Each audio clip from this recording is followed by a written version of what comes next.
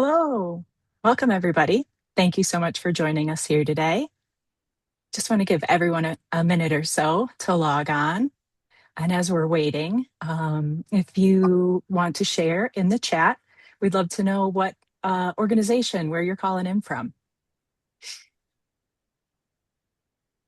We're super excited for today's presentation. Today, we're talking about content design and optimization for the AI era.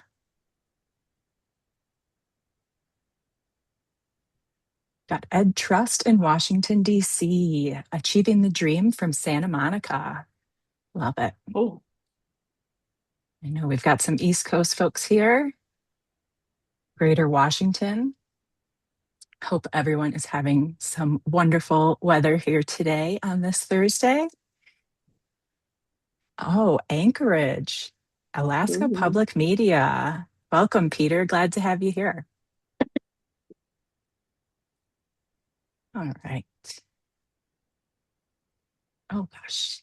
Alexandria, Virginia. nice. Darlene, Food Animal Concerns Trust. Oh, we've got people from everywhere. Thank you all so much for joining us today. We can think perfect. And again, today's presentation is Content Design and Optimization for the AI Era. Today, we'll be talking about how nonprofits should approach web content to encourage AI citation and supporter conversions. And today's webinar will be recorded. We will share the recording, the presentation, and some other free giveaways after today's presentation via email. So if you need to leave early or step away, you'll be sure to have the full presentation in your inbox later today. And we are very excited to have experts Meredith Behrens, our digital and SEO analyst, and Nikki Schell, our senior content and UX strategist. Meredith, can you introduce yourself and share a little bit about your expertise, why we're excited to be here today? Sure. Hi, everyone. Meredith Behrens. Um, I'm the digital and SEO analyst here at AGP. Been here about 4 years. Spent about 10 years working with nonprofits and associations specifically. Over the last few years, really shifting my focus to how AI is reshaping the way people are looking for information, making decisions, and ultimately taking action, which is exactly what today's session is about. Cool. Hi, I'm Nikki Schell. I'm a senior user experience and content strategist. I've been with AGP for 7 years, which is crazy. And with that, I've worked with a whole lot of wonderful nonprofit organizations, kind of spanning all sorts of areas of interests, food banks, medical health, social justice, and more. My work is primarily about remaining really user-centric and trying to focus on what can we do to make the user's experience on your website better. So that's kind of what I take and give to my clients. So let me also introduce our special guest. His name is Pat. Pat is joining us from MS Canada. I don't know, Pat, if you want to say anything, but Sure. Yeah. Thanks, Nikki. I'm Pat Stewart from MS Canada. I've been with the org in various capacities for close to 14 years, based out of Toronto. I have to say some of my favorite regular reoccurring meetings week over week are my time spent with Allegiance. I feel like as you'll discover, we get a lot of good work done, but we also like to have a lot of fun during those calls as well. So it's something I look forward to each week. that is so nice. We feel the same. Okay, so let me talk a little bit about what we're going to cover. So we've got kind of three chapters of today, and the first is going to be Meredith really highlighting a little bit about how AI is changing behavior.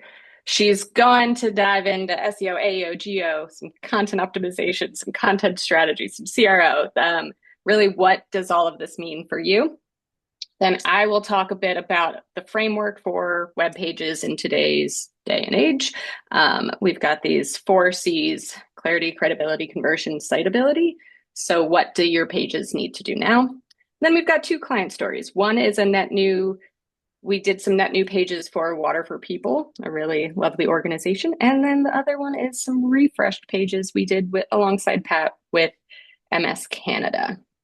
So Meredith, I'm going to pass it to you. Alrighty, so I'll start us off with some quick definitions you guys are going to hear throughout the session. SEO, I'm sure everyone's familiar with, search engine optimization, so like showing up in Google results. AEO is answer engine optimization, so that's being cited as a direct answer. Think like in an AI overview, like within Google.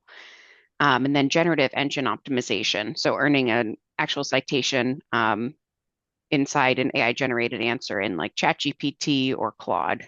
But really, every one of these systems is trying to do the same thing a person's trying to do when they land on your page, right? They're trying to find something clear, credible, and specific fast. A Google AI overview and a ChatGPT citation aren't really too different. They have the same requirements: be specific, structured, understand user intent. And if you're optimizing for a human reading your page, you're really probably already most of the way there to optimizing for all of these. Okay, so your audience hasn't changed, but how they reach you has. This is really the whole reason we're doing this session today. More people are now meeting your organization through an AI answer before they ever even hit your website. So nonprofits are probably feeling that shift harder than most. So much of nonprofit content is mission education content by nature. So what is this condition? How does this program work? That is information that's kind of informational intent. And informational intent is exactly what AI intercepts first and hardest. So where a retailer's product page still needs a click to complete a purchase, your explainer page doesn't. AI can really just answer the question and move on. And then there's a second layer to this as well that we'll come back to later. A lot of explainer content is also written in a very vague manner. And that vagueness ends up costing you twice with people and with AI. And we'll get into some specific examples of that later on. Okay, so for a long time, a landing page was kind of the finish line. You did the work to get someone there, and the page just had to not get in the way. That's changed. So the page is really where the real work happens now. But your audience hasn't changed. It's really the same users that you've always been trying to reach. What's changed more is how they're getting to you. More and more, like I mentioned, they're getting to you through an AI answer, through ChatGPT, before they ever land on your site. So the page is really having to do its job twice. Once when a person reads it directly, and once when AI reads it and decides what to pass along to the user. So the risk there is if an AI summary actually makes the case better than your actual page does, two things happen. Users don't come to the site, and the ones who were deciding whether to give, you've lost them before they've ever arrived. So not all of that lost click traffic is the same though, and this is the lens that really matters for what you build and focus on. So we like to split it into three types of intent: informational, someone learning or asking something like what is MS, or how does clean water access work?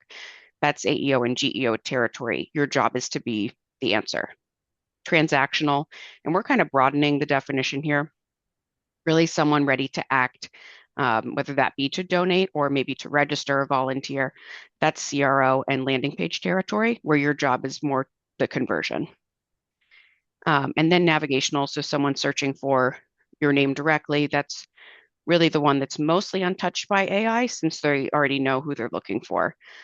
Informational, transactional point to two different jobs, which means two different kinds of pages.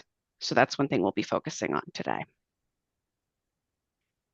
But before we get into that, what these pages need to look like, I want to zoom out for a second because all this really matters if we understand what working even means anymore. So for a long time, a page working really had one definition. Someone clicked on our page. That number, as I'm sure you're all experiencing, is shrinking for everyone in every industry. So an old win would be like they clicked on our page. A new win is going to be like that answer, the AI answer was built from our page, cited us as the source. So this is telling us you were trusted enough to even be the source even if someone never directly visited. And that new win, earning the citation instead of the click, sounds great in theory, but it does put nonprofits in kind of a strange spot, uniquely at risk, and also uniquely well positioned at the same time.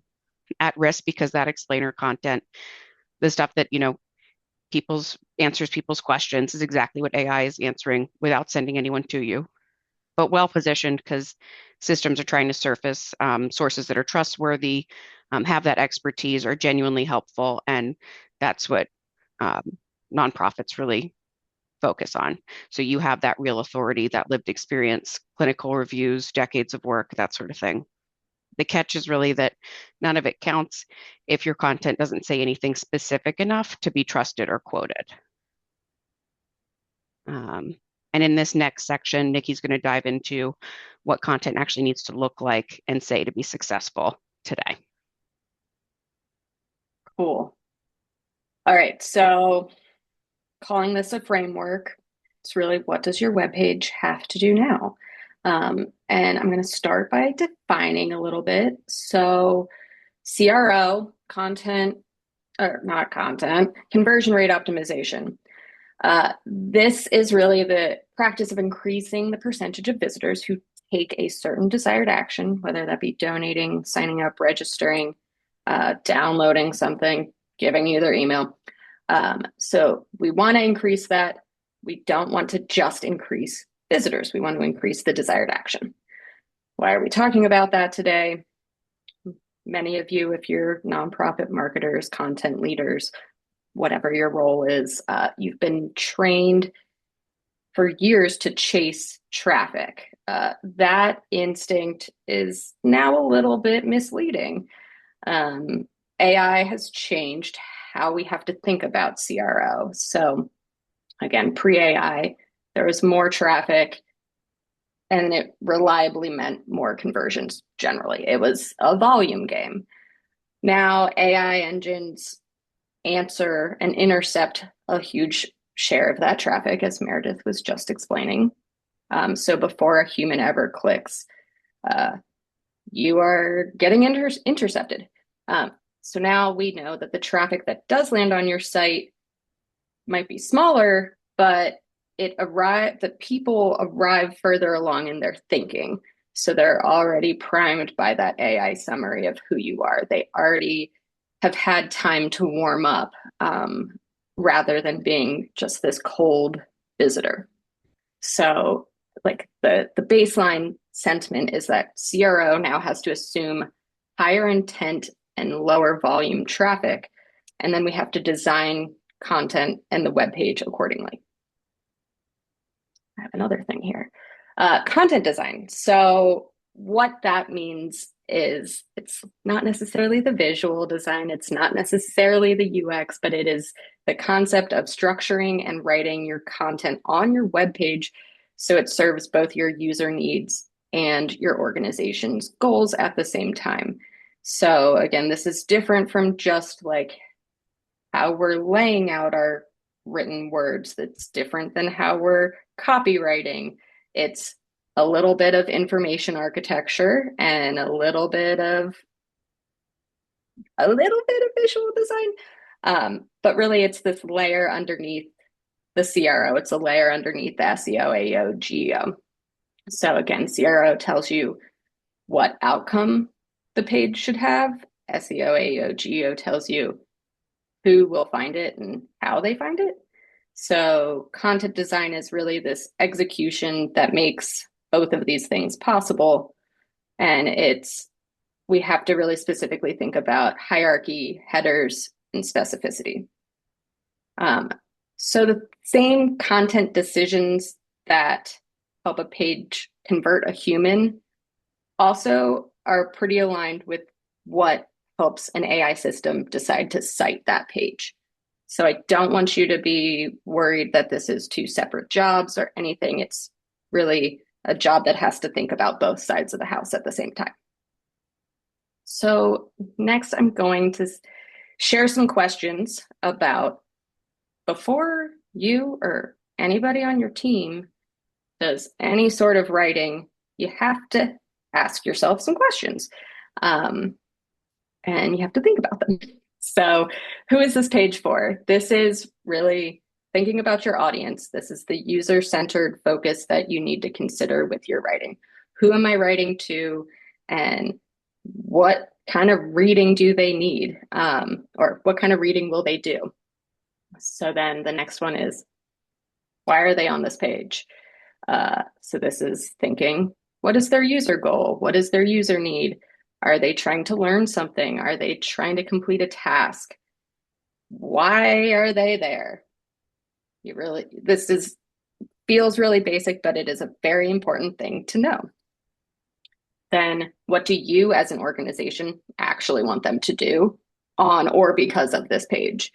Again, this is those desired actions, the signing up for emails, joining, or simply educating themselves. This doesn't have to only be about the organization getting something from this person. It can be really a lot about, we just need them to know about this information. Why does this page need to exist at all? This is something I tend to ask my clients, and they tend to not love this question, but it's something we have to truly think about. Can another page on the website incorporate this information? Should this information even live on the website? Is it better suited to a different channel? So again, this is strategic thinking about why, who, what, where, why, when, how, that kind of stuff. Why does this page need to exist? There's some bonus questions. One is, does this make a case for more of a landing page, or does this make the case for more of an evergreen page? The difference here is really like landing pages tend to be a little bit more campaigny or very specific to an action. So the landing page typically has one job. It is to get people to click something, give something, whatever. There's just very straightforward next steps. Evergreen pages also can be called informational pages. These are a little bit different.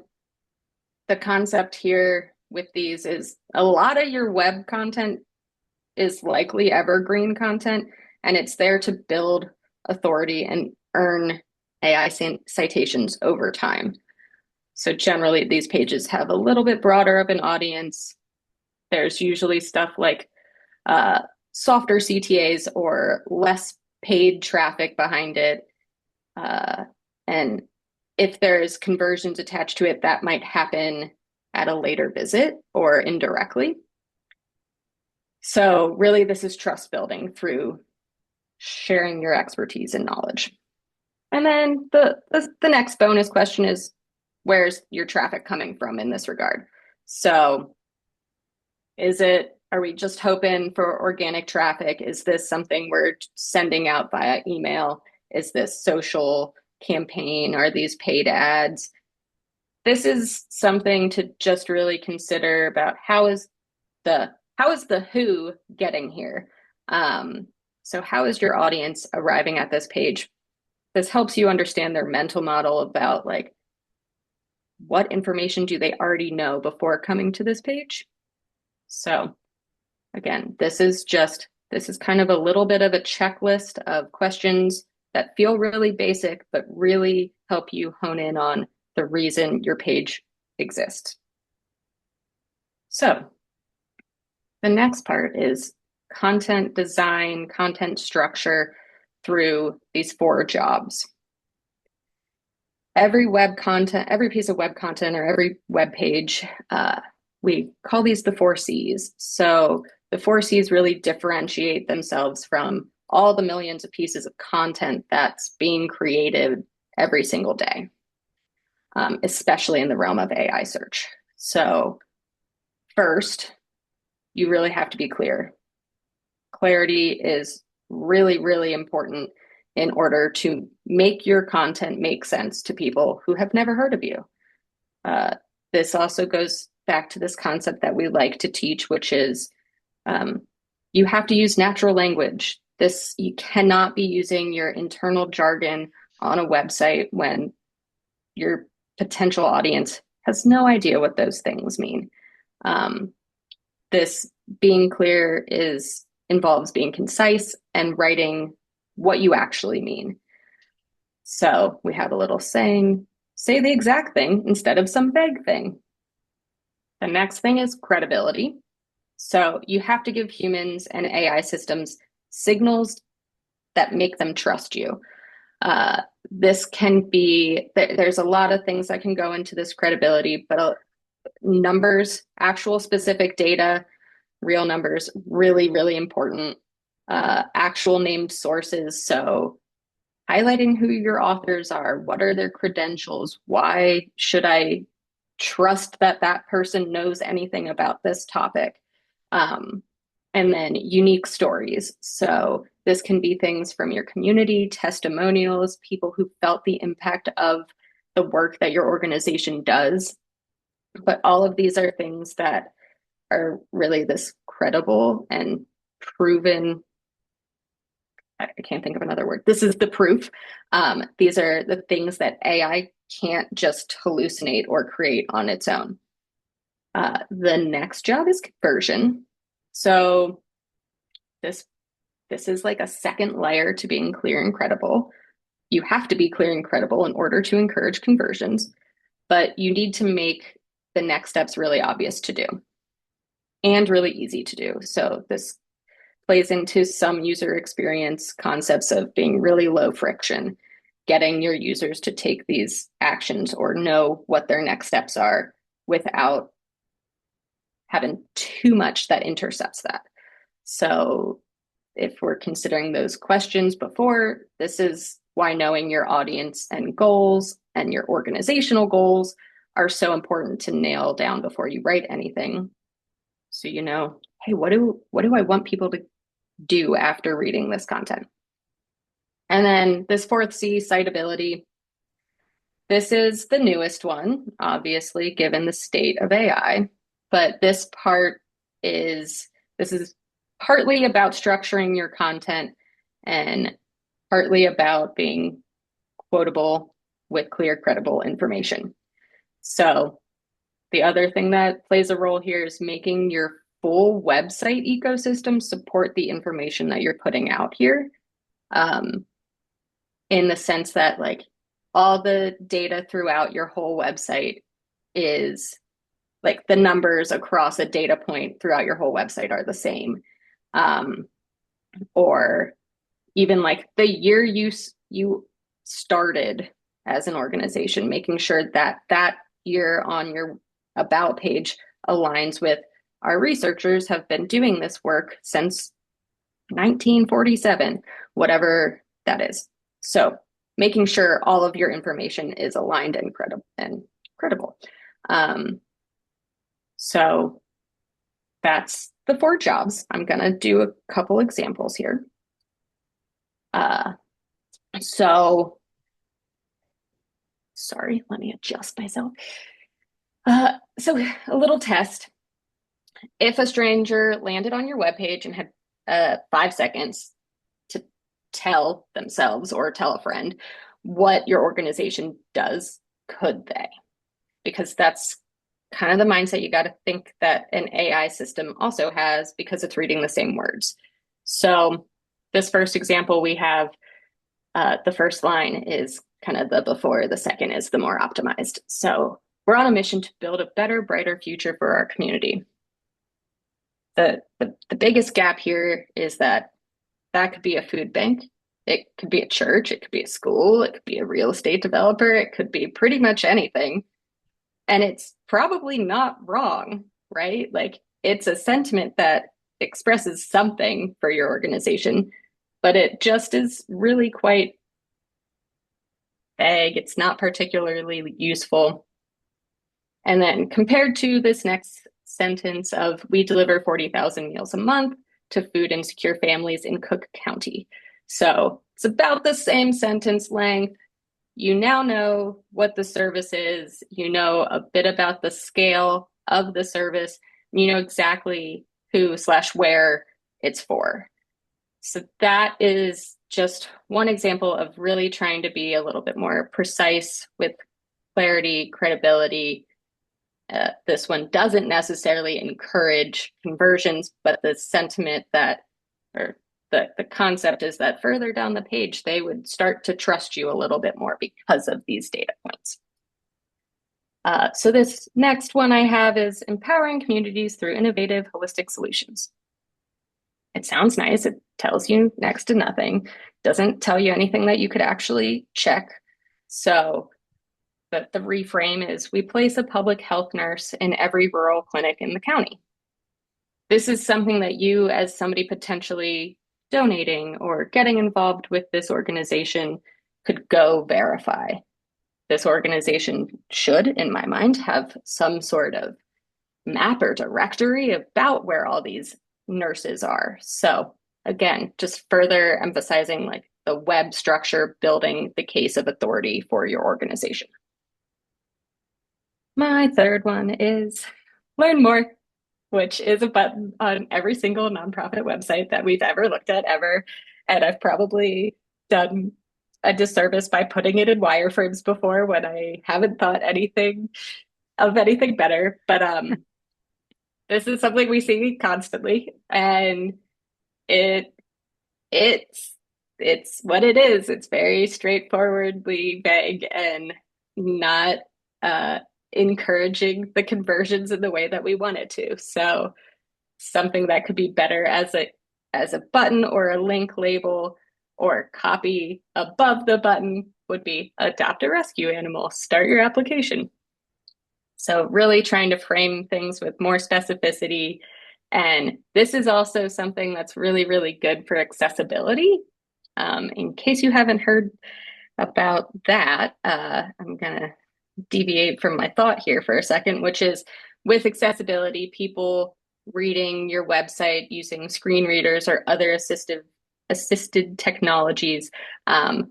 If they see a button that says learn more, they'll just hear learn more.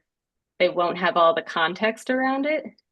If they hear adopt a rescue animal, start your application, they'll be able to have a lot clearer idea of what's going to happen if they proceed with that action. Okay, that's my little accessibility caveat.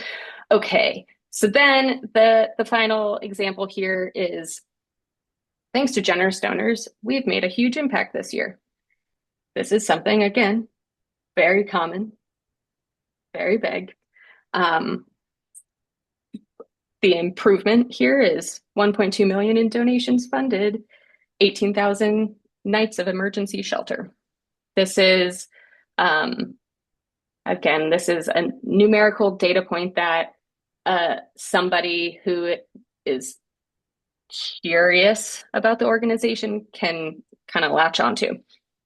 The bonus here is where impact is involved, telling stories about the people who are helped by those donations is going to further impress to both the human and the AI system that this is a trustworthy organization.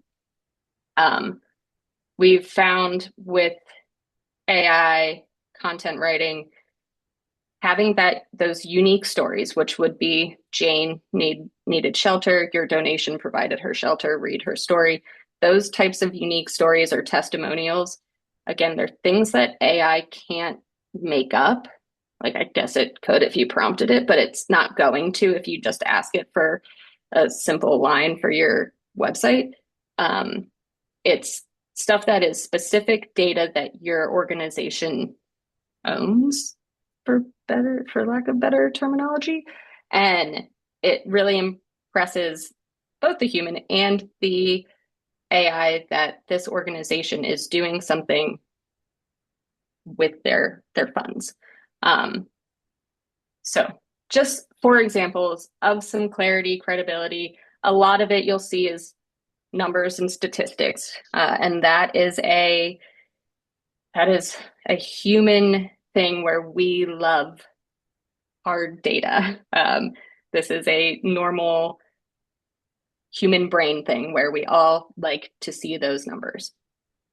If you don't have those exact numbers, the second example where we place a public health nurse in every rural clinic in the county is still really credible and clear, and it does the job without needing a specific data point. All right. So I'm going to let Meredith say some fun stuff about vague content. Yeah, so really the thread running through all four of the jobs that Nikki walked through is vague content is honestly useless to AI and a conversion killer at the same time. So it's really hurting you twice. AI can't cite you because there's nothing concrete to pull. So it quotes some other group that did say something specific, and the donor can't act because you've handed them a feeling instead of a fact. So they, drift off the page. Really the same root problem with two casualties. But the good news is there's a fix for both, like Nikki mentioned, just be specific. Um, but it's worth getting right because AI is sending fewer people to your site than organic traffic specifically. But the ones that it does send, they already know what they want. They've done their homework. They've clicked through after doing so. And there's real data on this. SEMrush studied conversion rates across informational and marketing content last year and found AI-driven traffic converts at 4.4 times the rate of standard organic search. So yes, fewer visitors, but a lot more of them are actually doing something as long as your page gives them an action to do. Okay. So here I want to break down a little bit of the mechanics of content design. This is, I want to say it's like barely scratching the surface, but I really tried to put some of the like major points in here, but there is a lot more that we can dive into. We just didn't have time to fit that in a 60-minute webinar. So the mechanics of content design, and especially designing your content to be citable, is really about structuring your information so both humans and machines can find what they need to find quickly. So AI prioritizes this, but it's also kind of the basics of human scannability on a web page. Your top level heading and the first 100 words matter a ton. That's a lot of the time the only part of the page an AI system reads before deciding whether or not your page is site-worthy. Subheadings are kind of the same idea at like a paragraph level. So they let an AI model map your page into quotable chunks instead of like one long wall of text. And again, back to the scannability for human eye, it's people's eyes latch on to the things that are chunked in smaller, more readable sections rather than one long wall of text. We talked about specific numbers and outcomes. And then another thing is named authors and organizational signals that help verify you're a credible source. So that is like in the, let's go to MS Canada as a possible example here, is naming medical reviewers is going to be really important to their medical content. It doesn't have to be on every single page, but the medical specific content, having a medical reviewer will provide one, trust to the human that this is content that has medical backing behind it, but then trust to the AI system because it, again, has an expert who is named and provides that authority. Then there's a technical level, which is schema markup and structured data. This is not something I'm very good at explaining, to be quite honest with you. It's you can have different types of schemas. There are like one of the ones we talk about often enough is FAQ schemas. So if your page has frequently asked questions, you can, in some level of technical code, you can make sure that that is flagged as an FAQ. Basically explaining to AI like what type of content it is. The data is a little bit weird right now on how helpful this is with AI optimization, but we do think that it is going to increase in importance more and more. So definitely worth going ahead and doing, especially because you can assign these by taxonomy. It's not something you need to do really page by page. Cool, thanks. That helps because You are more of an expert on that than I am. All right. So then, what AI does not like, and this is similarly things that humans feel a little bit iffy about too. So again, we've talked about this vague content that perhaps inspires but doesn't inform becomes this clarity problem. So we believe in a world where blah, blah, blah, blah. Or hero text that is really aspirational but doesn't back it up with anything actually about what your organization is doing for it. Um, Impact being described but not quantified. Again, this can be a credibility problem, but think about that example of the rural, we've put rural nurses in all the counties. Like, you don't have to have a specific number. Numbers are helpful for the human brain, but making sure that people can understand the impact in some sort of way that is more than just, we do this great work. Okay. And then learn more. Already went into that one. And then the last two are kind of back to those questions to ask yourselves. So no clear who, what, where, when, why, how, don't have that structure. You don't have the scannability for people. And it means there's really nothing for an AI model to extract, even if the sentences and the copy is fine. And then the final one is having useful information hidden in PDFs. This is something we see throughout all of our work with every nonprofit.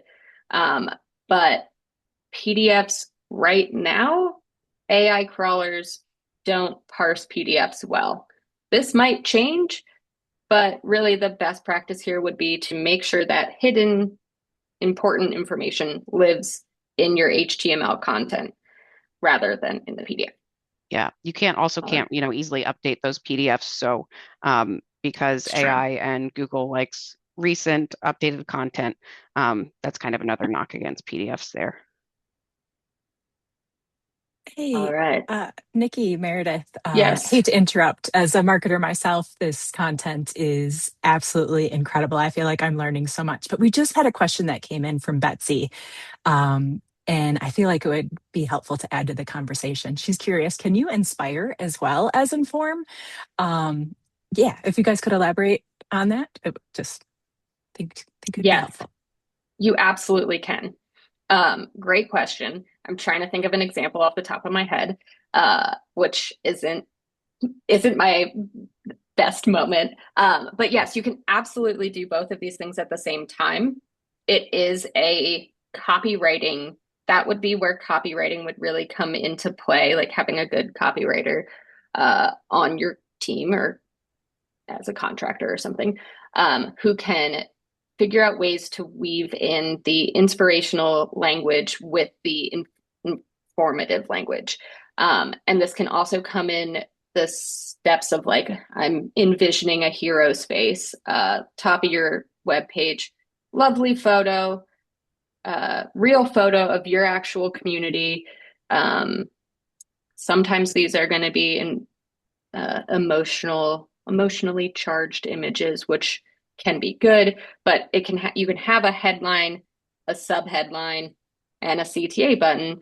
And I would say headline should generally be more informative.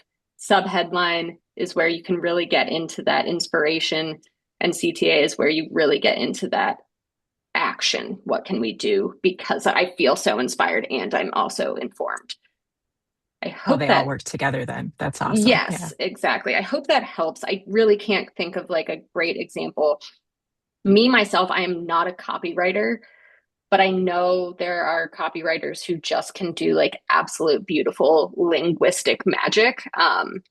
And so I think that is something where you would want to take the practices here and keep them in mind while you're also keeping in mind your inspirational brand, tone, voice, messaging, if that suffices as an answer. Yes, Betsy replied. She said, yes, it does. Thank you. And then we just Excellent. had one additional question about PDFs, right while we're on the topic here. Tons of questions are coming in. We'll save most of them for the end. But we've got a question. Are there studies to prove the point about useful info hidden in PDFs? They've heard contradicting information and just want to be sure that they're doing the right thing. Yes, it is a contradictory area of search. Right now, there are studies about AI crawlers not being able to access them. The contradiction that I'm aware of is that things like Google in the past, I don't know, 2 years have actually been able to start reviewing PDFs. Yeah. So I anticipate, and Meredith, you might know some of this more than I do. I anticipate in the future the AI crawlers are going to figure it out. Um, Yeah, they are crawling them now. oh, Sometimes I'm like lying to citing you. them. You're good, Nikki. Um, but I just think that it's kind of like, you know, you can't update them. There's Yeah. really typically not a next step for the user. So unless it's something you really need to be in a PDF, I think that the way to go is just a HTML page. I apologize. I lied. When I did these slides, I did not know that. Um, Seems like that's still useful advice. Yep. it is still useful, and it's still a web best practice to take stuff out of PDFs for what Meredith was saying about being able to update it. But Yeah, I also, think like often thinking like impact reports, and I feel like often we have Mhm. clients, we have that explained in our PDF, but think, people who aren't visiting that page, if they're on a certain page, they want to know your impact without having to click through or read a PDF. So just go ahead and make that content easily accessible for everyone. Perfect. beautifully Thank you for said. answering those. Yeah. All right, here we go. Meredith. Okay, so success really in the next year isn't what most people are assuming, like traffic. Instead, try to look at things like conversions, which can be measured through Google Analytics. And I think we've gotten this question a couple of times, AI citations, which you can see in tools like uh, Microsoft Clarity, which is really helpful. But this really only works if you have, for conversions, event tracking set up in Google Analytics for your key events. So think like the actual completed action, like donation submitted, form completed, registration confirmed. So if that's not built out, that's really the first step there. And then once that's in place, um, you're watching for, obviously an increase in donation, sign up, advocacy actions, that sort of thing, and more citations and AI answers. So when someone asks an AI system a question in your space, we want your facts and content showing up in the response. On the flip side, really probably don't expect more total traffic or maybe bigger email lists on their own. AI is now answering a real share of informational questions, like we mentioned, before anyone clicks through. So that's not really your site underperforming. That's the system doing exactly what we've described. If your team is seeing traffic down like 10% in the next quarter and assume something's broken, the total traffic really can't tell them the difference between we're failing and AI answered more questions before the click, and the people who did converted a much higher rate. So make sure that you're looking at citations, you're looking at which pages are cited, what kind of queries, and then you have your event set up as well. All right.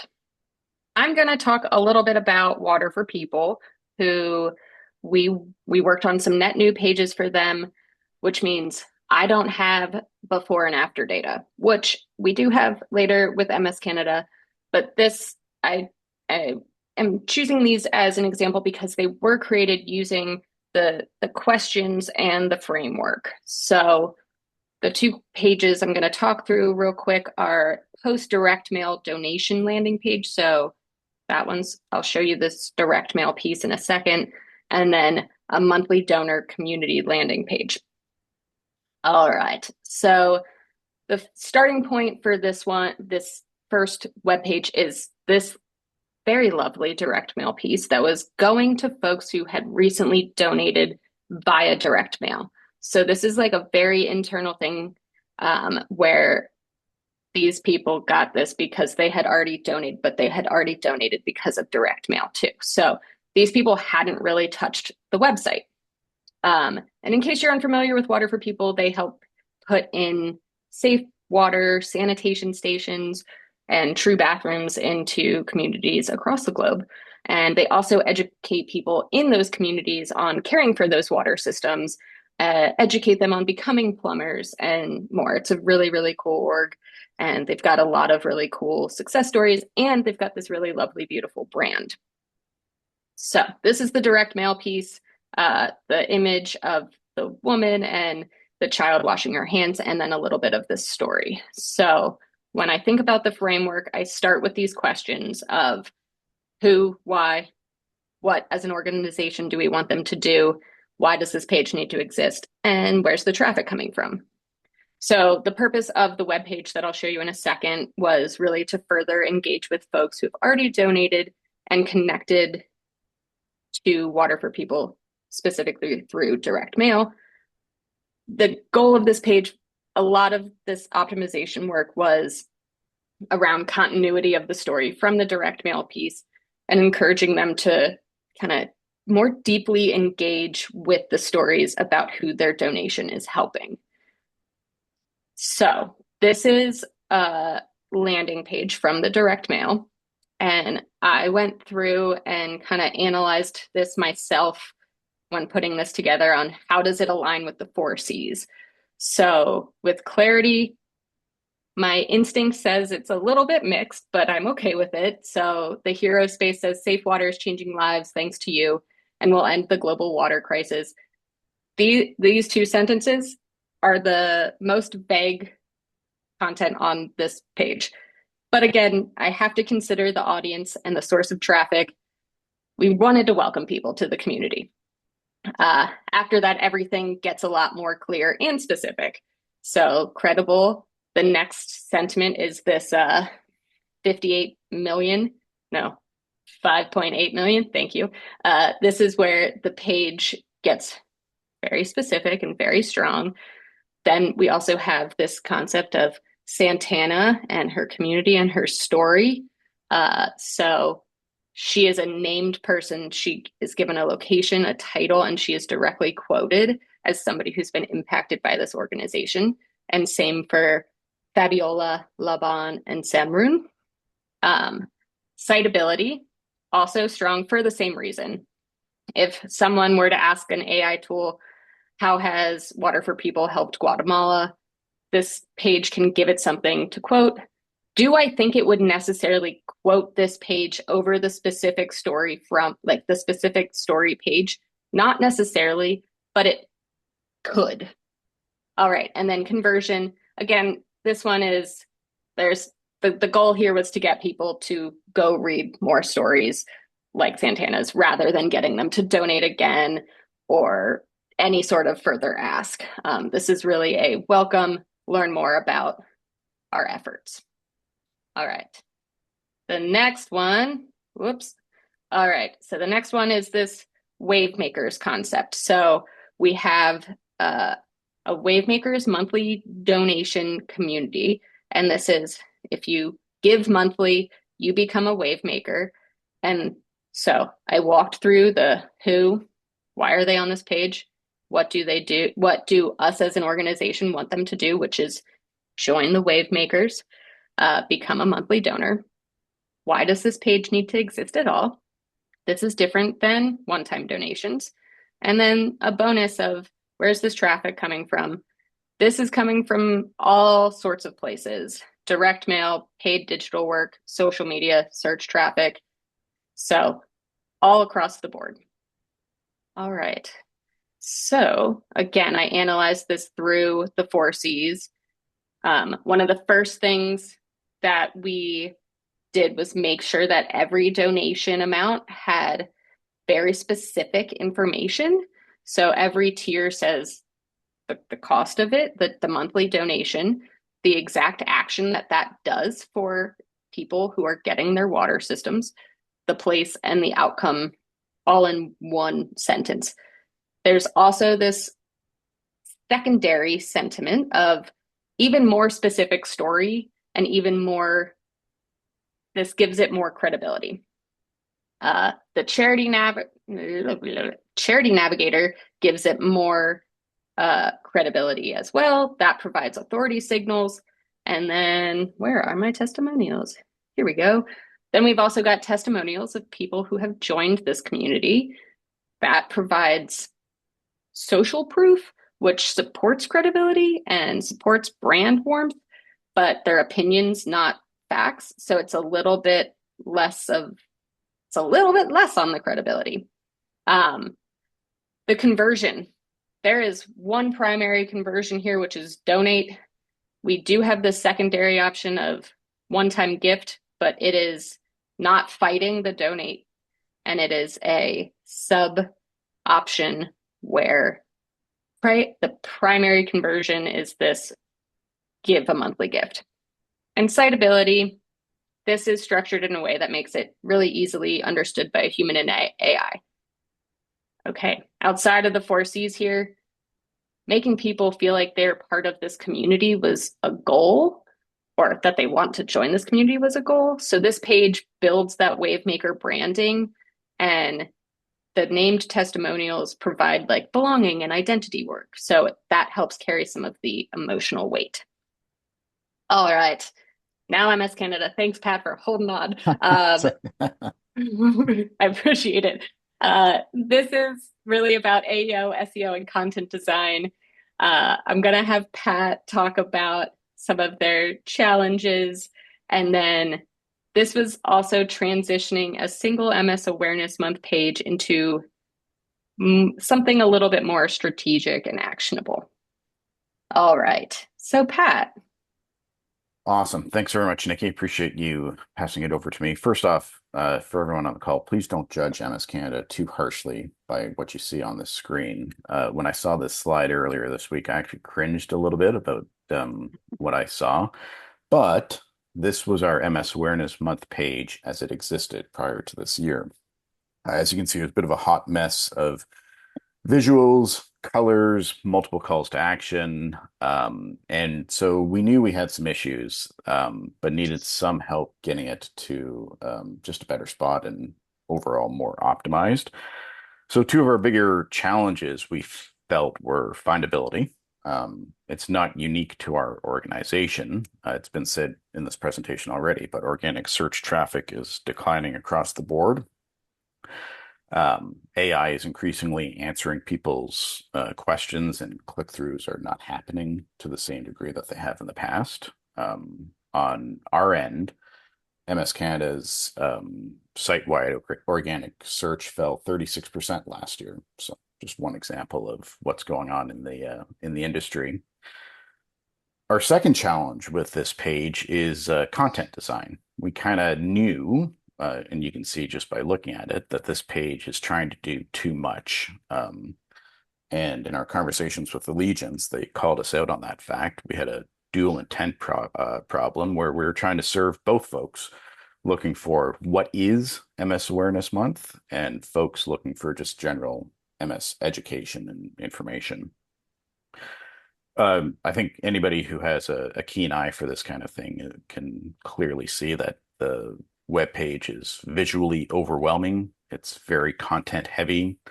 There's no clear hierarchy, not really any understanding of what a visitor to the page should do once they land on this page. We also had a challenge just on a technical level, where we're actually kind of limited by the original set of content blocks and components that we had available to us. So there wasn't actually too much we could do with our current structure of the website to try to optimize for AI. If we go to the next slide there.